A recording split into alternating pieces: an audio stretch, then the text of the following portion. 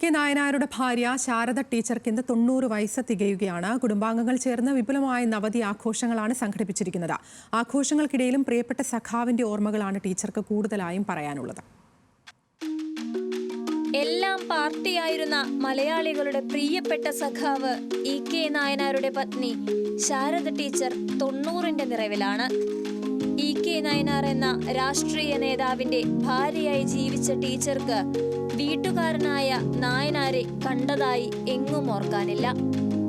അതിനാൽ തന്നെ നാടിന്റെ മുഖ്യമന്ത്രിയായി നായനാർ ജനഹൃദയങ്ങൾ കീഴടക്കുമ്പോൾ വീടിന്റെ മുഖ്യമന്ത്രിയായിരുന്നു ടീച്ചർ. നവതി ആഘോഷം ഗംഭീരമാക്കാനാണ് മക്കളും പേരക്കുട്ടികളുമെല്ലാം ഒരുക്കം കൂട്ടുന്നത്.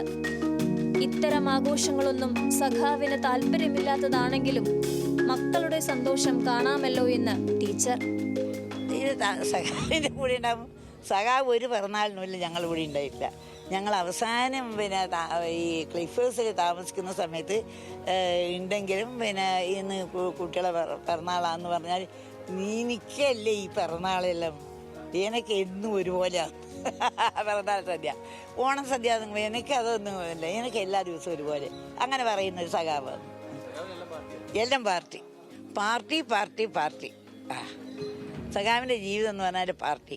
90ാം വയസ്സിലെത്തി നിൽക്കെ ആശംസകളുമായി രാഷ്ട്രീയ നേതാക്കളും നാട്ടുകാരും പാർട്ടി പ്രവർത്തകരുമൊക്കെ കല്യാശ്ശേരിയിലെ ശാരദാസിലേക്ക് വരുന്നത് നായനാരോടുള്ള സ്നേഹം കൊണ്ടെന്ന് ഉറപ്പിച്ചു പറയുന്നു ടീച്ചർ.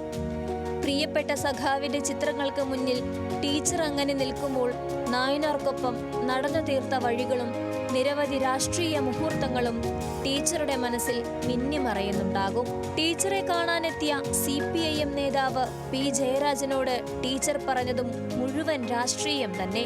പുതുവസ്ത്രത്തിനൊപ്പം തന്റെ പുസ്തകം കൂടി ജയരാജൻ സമ്മാനിച്ചപ്പോൾ നായനാരുടെ വായനാശീലത്തെക്കുറിച്ചും ടീച്ചർ വാചാലയായി.